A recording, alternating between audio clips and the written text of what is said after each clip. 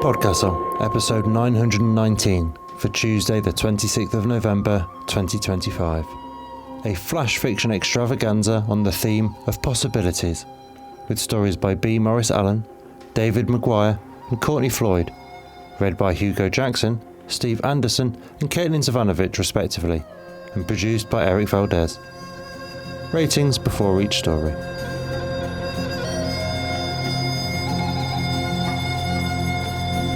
Good morning, good day, good afternoon and good evening, and welcome to PodCastle, the flying castle of fantasy fiction.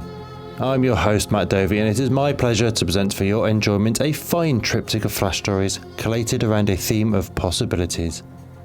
We're opening with a PodCastle original, The Only Map is Memory by B. Morris Allen, narrated by Hugo Jackson and rated PG.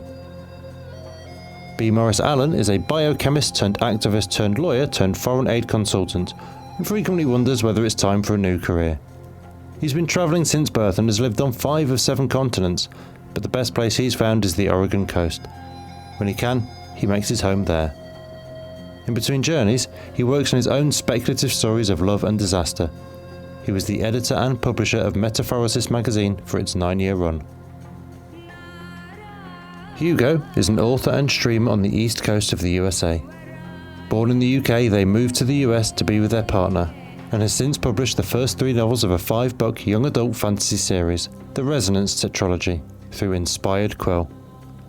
They also stream semi-regularly on Twitch under the username Pangolin Fox, and run a yearly charity stream on World Pangolin Day to raise money for one of their favourite animals, the aforementioned pangolin. And now pay attention, for our tale is about to begin, and if you don't remember everything... The Only Map is Memory by B. Morris Allen, narrated by Hugo Jackson. I use my memory for a map. It's the only map I have, but it's unreliable in the way all memory is. Objects that I remember as big must have been smaller. Locations that were green and lush are dry and brittle. Spaces that were broad and empty are cramped and crowded. Or maybe they're not the right ones at all, and I've been fooling myself since I started. It wouldn't be the first time. I've spent a lifetime travelling, searching for one place or another, always on the wrong road, taking the wrong fork, going the wrong way. After my last trip to nowhere, I decided to use the only map I know is true.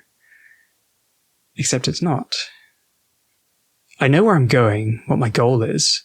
I know that if I make it there, I'll end up right where I started. When I was young, I would have jeered at that. Now I realised all that confidence and self-satisfaction and arrogance spilled out across my memory like an ink stain, blotting out the truth and leaving me guessing. If it weren't for the dark footprints I left, I'd have nothing to go on at all. Almost nothing. I remember paradise. I remember learning to shift planes, travel worlds, change realities, whatever you choose to call the power my family has. My grandmother taught me, and my father did, and my aunt. Small things, always. Make a change that you can remember, they said. A thing you can change back. And I did at first. I was cautious. A new leaf on a branch, a new branch on an elm tree, a chestnut where an elm had been, a forest where a meadow had been. Bigger, more complicated changes, but always ones I could hold firmly in my mind that I could change back at any time. Always reverting one change before starting the next. My cousins laughed at me for being so careful, but in truth, I was afraid of change. I had nothing to do but play and laugh and run with the dogs and climb trees. And if I was hungry, all I had to do was change a pine tree to an apricot tree, and there was my snack. Paradise. You know how that story goes. In every world, in every dimension, it's the same. We had paradise, and then we threw it away. For lust, for love, for pride. I did it for all 3. For Uriah, with his high cheekbones and strong arms and sweet laugh and lack of interest in me. Out on a picnic one day, newly come into our manhood, so we thought, he challenged me to stretch my powers, to match him, so long as it was safe. He showed me his. He changed the grass, the creek, the trees, the hills, the sky. one by one, then 2 things at a time, then 3. After he brought us back home, he lay back and smiled challengingly, dubiously, provocatively. And I changed it all. The grass from smooth lawn to lumpy crabgrass, the creek from babbling brook to raging torrent, the rolling hills to rocky crags, the grey sky to stormy black, everything except the safe, smooth circle around our blanket. I changed it all at once, and I forgot the way back. Even Uriah, with all his strengths, couldn't change it back. We were only apprentices in the craft of our family, forbidden to change more than we could hold in our mind. There were memory tricks and ways to work beyond that, but we hadn't learned them, barely knew of their existence. Now, a lifetime later, I think we could have waited, and the family would have found us. We hadn't gone far, in a manner of speaking. But we were young, and afraid, and impetuous. We changed things the best we could, but our house and its surroundings were gone. Beyond the trees, where it should have been, was nothing but meadow. And when we truly began to fear, we argued. In the end, Uriah set off in one direction, making smaller and smaller refinements with the hope of eventually finding home. I took another path, making grander and grander changes, sure of each, and always wrong. Confident that someday soon I'd find home behind the next hill, the next forest. I turned back a day later, feeling lonely and small. But Uriah was gone. Instead of waiting, I turned outward again, forcing myself to revel in the adventure of it. Eventually I found things to enjoy, but more and more now I look back at the idyll of childhood. I've honed my memory with practice, made it a powerful tool of precision and accuracy, or so I think. But there's nothing I can do to fill the gaps already there at the start, and those that have developed over time. I've been back from time to time, almost. I came back to the lawn once, to the house, to the people, only they didn't know me, didn't recognize me, didn't welcome the prodigal son. They turned their backs, changed me away from them, left me lost as ever. I use my imperfect memory as a map. I know the folds and the tears and the blank spots and the edges where be dragons. I've lightened the stain of arrogance with a little humility, but there's nothing beneath it now. I traverse it anyway, always welcoming discovery, always disappointed by the unfamiliar. I've lived in 1,000 worlds now, but never made any of them mine. I keep looking, but I wonder now about that house and those cool strangers. Whether that lack of recognition was because the change was wrong, or the change was in me. And when I look across my map for a memory of myself, there's nothing there.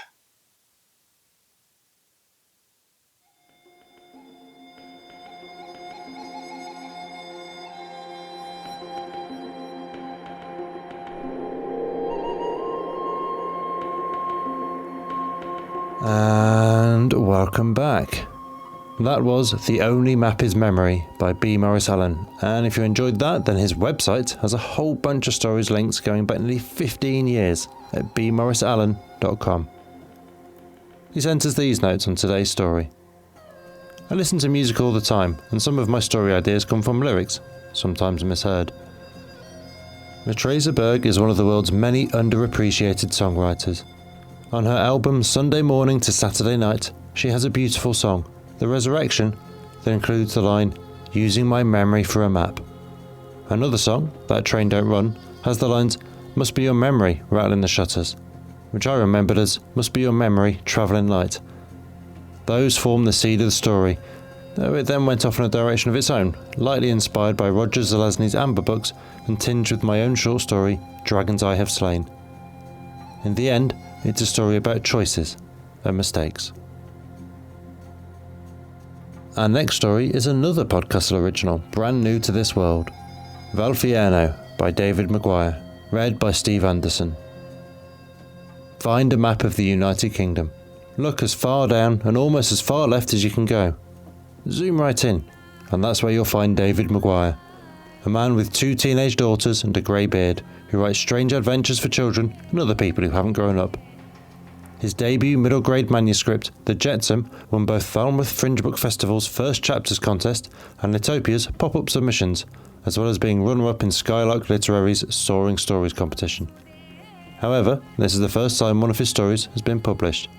Hey, congrats David!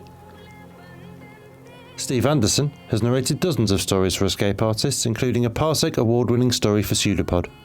When he's not behind the microphone, you can find him producing online videos at sgacreative.com, performing live history programs at greattaleslive.com, and playing role-playing games all over Twitch and YouTube. And now pay attention, for our tale is about to begin, and something just isn't adding up here.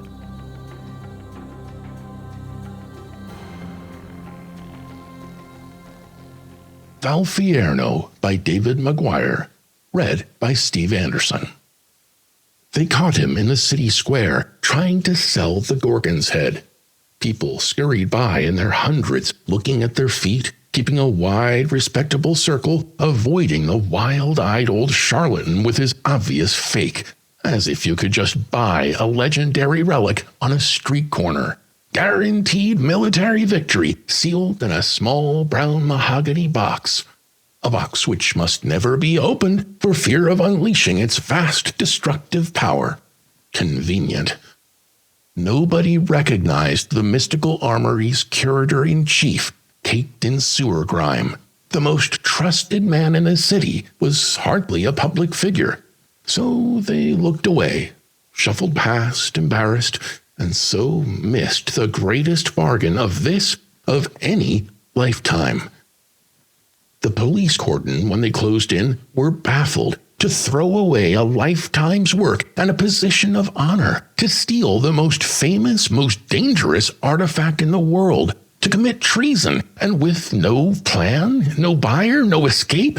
It made no sense. They evacuated a wide area. A man that desperate might do anything. I was elsewhere, but I heard the standoff lasted all morning. The curator with his box, and the officers with crossbows trained. I liked to picture them, frozen in place, while the wind tweaked at their robes and skittered leaves around the paving, until, exhausted, the old man stooped, set the box at his feet, and stepped back. The officers swarmed and dragged him to the dungeon for questioning. He blamed a man called Valfierno, a stranger who somehow knew about his habits, his debts, the threats to his family, who offered protection and payment half in advance in return for a simple prank. Hide the head just for a while. But when the curator came to return the relic, the pedestal was watched. The stranger, his assurances, and the rest of his money were gone. So the old man took the box and ran. The detective closed bloodshot eyes and pinched the bridge of her nose. She took a breath and listened to the slow drip, drip, drip from the dungeon ceiling to a puddle below. For 2 days, 2 nights, she had scoured the city, stormed underworld hideouts, questioned suspected spies, all without a whisper reaching the public. No panics incited, no riots provoked. She opened her eyes, and then the curator-in-chief crawls from the sewer, stands in the city square, and tries to make a deal. Worse, he blames a phantom. Predictably, the curator could offer no useful description. Valfierno was of average height, normal build, with a plain, featureless face. The detective snorted. She leaned close to the curator's cheek and smelled days of constant fear.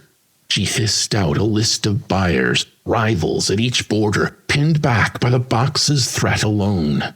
The barbarian horde, clad in hide and smeared with blood and dye. The arcanists, jealous to study and harness the relic's power. The aristocrats, with their arched eyebrows and bottomless wealth. And the technologists, whose contraptions had stuttered and crumbled under the Gorgon's glare. any army would pay richly to march behind the head, and now all were massing their forces, emboldened. "The penalty for treason," she whispered, "is death." Blood drained from the old man's face. He babbled excuses. There was no buyer. The box had not left his side. He had only tried to sell when Valfierno vanished, and hunger made waiting beneath the city impossible. Even then he'd failed. It all started in jest and then spiraled out of hand. Surely no harm was done. The detective turned away and drew her blade. She examined its edge. Reflected beams of firelight ghosted across the wet stone wall. "We'll never know, will we?" she sighed, advancing. "We only have your word. It's not like we can open the box. Until the next war, of course." "At least, that's what I imagined," she said. "I was traveling." Deep behind borders, to the east, north, west, and south, 4 generals faced a similar dilemma. One in a carpet-strewn tent at the heart of a vast encampment with rich, blood-red banners flapping overhead. One locked in a granite stronghold where bright potions bubbled and steamed. One beside a vast, polished desk and a magnificent oil painting of a valley battle scene. And one behind a powerful, lit magnifying glass, serenaded by an orchestra of clanks, rattles, and whirs. Each one stood, lost in thought. Each knew their spies had been questioned about the disappearance of the fabled Gorgon's head, and each was staring at a small, brown mahogany box. To steal the world's most powerful relic and sell it to a foreign power would make you very rich. You could live the rest of your life in comfort, but in fear of the city's assassins eventually finding you, taking revenge. But to sell it 4 times without stealing it? That would bring unimaginable wealth and freedom besides. A person could simply disappear and live as royalty, as a rumor, a phantom, with nothing to do but relax, travel, play, and sometimes tell stories.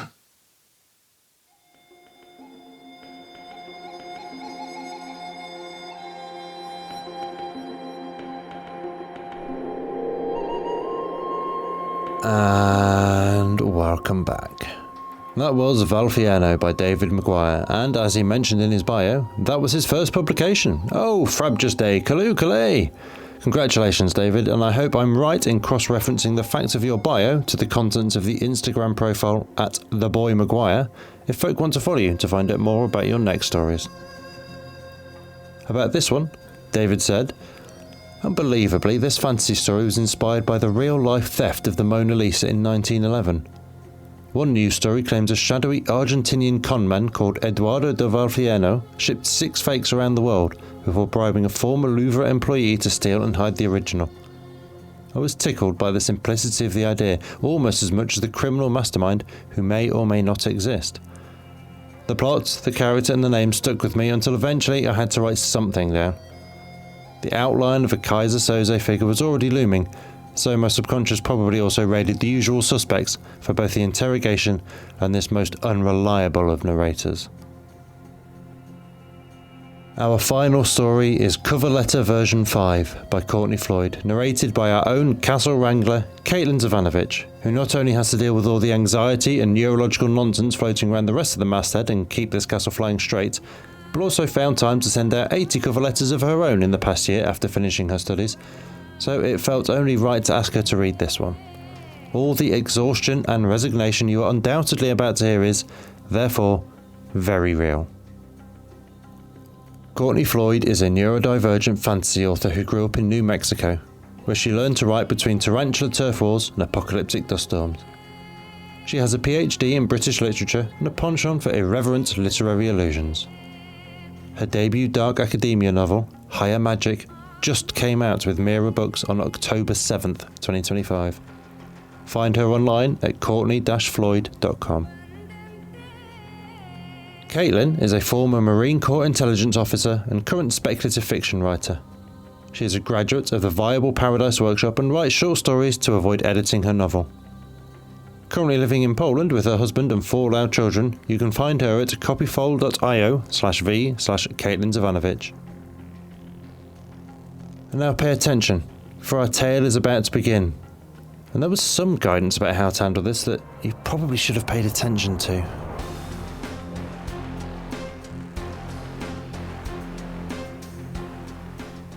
Cover Letter Version 5 by Courtney Floyd.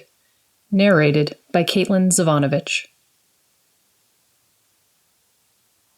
4 other versions of me crowd around the kitchen table, waiting for version 5 to get done with the bathroom, or for breakfast, or for me to say something, or for anything really. All they do is wait, until they don't. My advisor says it's perfectly normal. Mage candidates pouring too much of themselves into job application their first time on the market can lead to all kinds of grief. You're manifesting your own potential futures, she assured me when this all started. They'll fade with time. That was months ago, and her words grate now. She meant them as a kindness, a lifeline, an expression of solidarity. But fade isn't the right word for what's happening to my futures, and neither is normal. The wrongness corrodes. I can't hide my foul mood. Across from me, someone sighs, and I don't have to look up to know that some version of me has tilted her head. The precise angle of that tilt, the degree to which her eyes are narrowed in concern, the way she's angling her body toward me, preparing to soothe or hearten, are coded into my DNA. But I'm not in the mood for another pep talk. Avoiding my own expectant stares, I pull my noise-canceling headphones on and get back to work, crafting more versions of myself, each application a prism I use to bend my essence into a different light. I don't know what else to do. I am writing to apply for the position of Assistant Professor, Alchemy, which was advertised on the American Association of Magic Universities and Programs job list. I am writing to apply for the position of Assistant Teaching Professor, Spell Composition, which was advertised on the Magic Education Recruitment Consortium website. I am writing to apply for the lecturer position. I am writing... The bathroom door opens, and the version of me who might become a postdoc at the University of Virginia adjusts her skirt as she walks toward us. Reluctantly, I drag my headphones back off. It's time, she says. She's transformed my tarnished penny hair with a sleek blowout, and her blazer, complete with elbow patches, perfectly complements the color of her manicure. I bite off a ragged hangnail, considering the dirt under my own unvarnished nails so I don't have to think about the reason my shoulders have hunched themselves up toward my ears. It's been more than double the time the search committee said they'd take to send out responses for the postdoc gig. A long, unsubtle silence that told us to prepare for this moment. We've both known it was coming. It's almost a relief to know the moment's finally here, and still, I'm not ready. I'm sorry. Her shrug is almost prim. Her eyes flick to Assistant Professor me, who's been here for almost a year now with no response from the search committee. The time has not been kind to her, and I can see the "at least" of that in postdoc me's eyes. At least I'm not doomed to wither. At least I'll go out bright and beautiful. At least I have closure. No risk, no reward, she says in a voice that is mine and not mine. She's me, all of them are me, wearing my skin and using my expressions, confronting and cajoling me with my own memories and dreams. But I can't think of myself as her, not entirely. I tailored myself so fully to the job posting that she manifested. A possible future made full-fleshed reality. And I hope there's a reward, I really, really do. But that hope's a frail thing compared to the pain of understanding. I don't ever get to become her. Good luck, postdoc me adds as the air around her begins to shimmer. She waves to the others, who crowd around her with tear-choked benedictions. She's engulfed by the thin, almost translucent form of Assistant Professor Me, who rocks her back and forth while they hug. Teaching Professor Me wipes away tears with the sleeve of her plaid overshirt, shoving her hands deep into overalls pockets. The frazzled frown on Adjunct Me's tired face exacerbates the dark smudges under her eyes as she watches, bearing broken witness. Lecturer Me moves in for a hug when Assistant Professor Me steps aside. "You were fabulous," Me says, wiping tears off of Postdoc Me's face. My inbox dings. Postdoc Me jerks. A shiver runs through her, top to toes, and she crumples. Lecturer Me groans as she catches her, and again as she lowers her down to the floor. The others gather, cursing and crying. I look away from the absurd, beautiful, heartbreaking ritual. Me and me and me and me and me. 4 animate, 1 not, grieving and comforting, and dead. The words on the computer screen are less visceral, if not less gutting. Overwhelmed with strong applications, unfortunately, we will not be advancing you to the next round. I close my laptop and help Lecturer Me and Teaching Professor Me carry Postdoc Me to the spare room, stacking her on all the ones who fell before her. My dead futures fill the room like cordwood racked up against winter, and I wonder if every mage out there, every single one, from professors emeritus to adjuncts juggling teaching jobs just to stay barely afloat, has a pile of their own immaculate corpses. I wonder if this is what my life will be from now on, a constant fracturing of futures, full of potential and promise until they stumble. Perversely, persistently tangible, even when they fall. I wonder if the future I eventually get to inhabit can ever fit quite right after all this. And then I close the door. I am writing to apply for the position of Instructional Consultant, Magical Pedagogy. I hold a mage degree in alchemy and have 5 years' experience as instructor of record in spell composition courses. I am writing to apply for the position of Assistant Professor, Alchemy, which was advertised on the American Association of Magic Universities and Programs job list. I am writing to apply for the position of Assistant Teaching Professor in spell composition. And welcome back.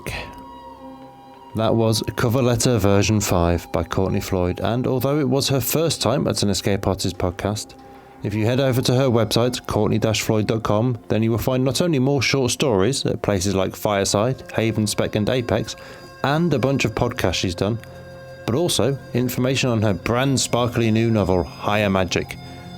To give you the blurb, in this incisive, irreverent and whimsical dark academia novel for fans of Heather Fawcett's Emily Wilde series and R.F. Kuang's Babel, a struggling mage student with intense anxiety must prove that classic literature contained magic and learn to wield her own stories to change her institution for the better.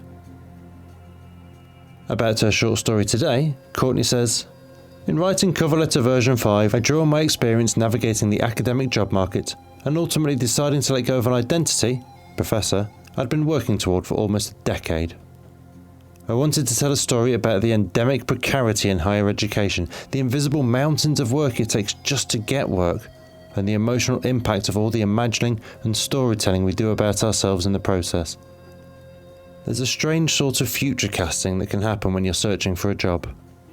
Each application becomes a scrying, and we fill the possible futures we see and cultivate in them, full of our hopes and ourselves. Those imagined futures feel like real losses when they slip away. Around the time I graduated and began my first major job search, a new genre, quick lit, emerged in response to some of these issues. Academic after academic crafted personal essays about why they chose to leave higher ed, and how they would continue to hold on to their research and identities as scholars even as they grappled with their newly uncharted paths. This story was my belated contribution. Thank you, one and all, for your notes, your stories, and your trust in us to present them. I genuinely thought each of them was marvellous, packing a depth of emotion and an implied world far beyond their word count. And I hope you revisit each of them again, either by rewinding or by reading on the website, and letting them echo a little more in your mind. Possibility is, as best we can currently tell, the underpinning of everything.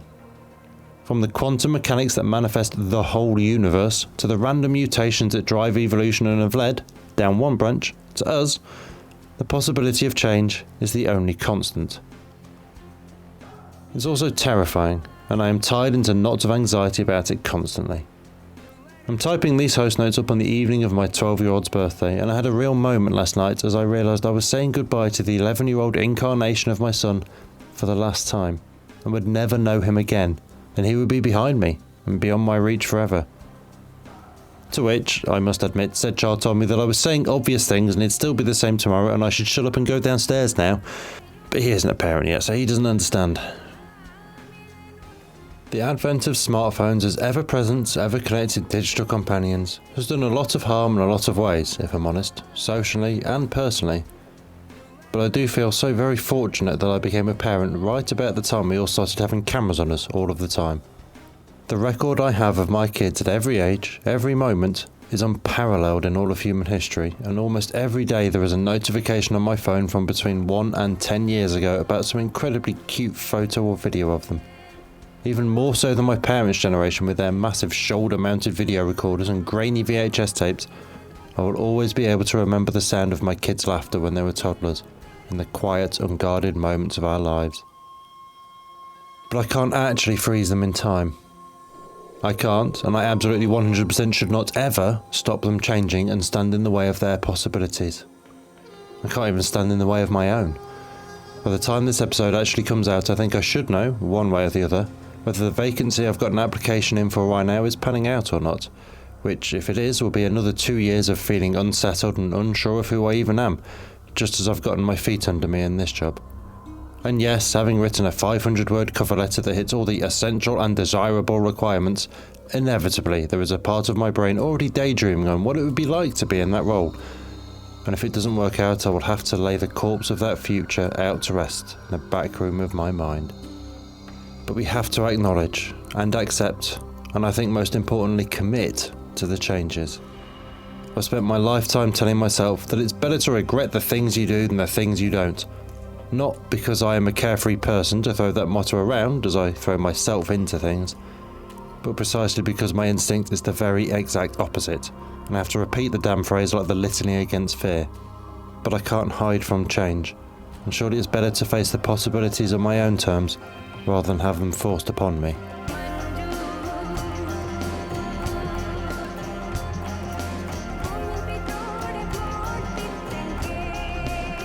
That was our show for this week. On behalf of everyone at PodCastle, your co-editors Renini Kamamia and Devon Martin, assistant editor Kaitlyn Zivanovich, audio engineers Eric Valdes and Dean Kidd, and our many wonderful first readers Andrew Cahoe, Balawan Conte, Craig Jackson, Amalia Harrington, Habiba DeCubo, Julia Patt, Kieran Corsini, Tania Barry, Tava Nova, Tierney Bailey, Ziv Witties, and myself, Matt Dovey.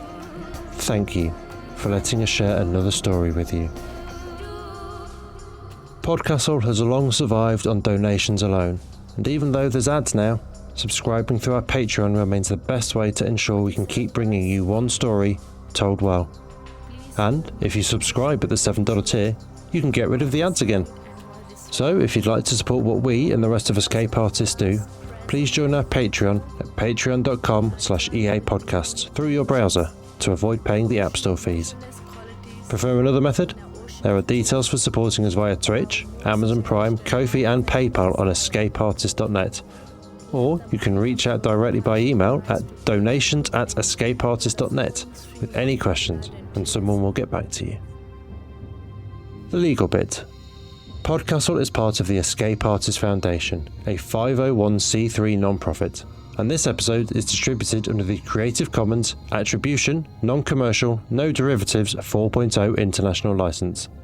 That means you can share it, and please do, but you cannot sell it and you cannot change it. If you want specifics, check creativecommons.org. Our music is by Shiva in Exile. We'll be back next Tuesday with another fantastic tale. In the meantime, you might care to check our sister podcasts: Escape Pod for science fiction, Pseudopod for horror, Cast of Wonders for YA speculative fiction, and Cat's Cast for speculative cat stories. If your heart belongs to us, though, we'll see you next week. Be safe and be kind.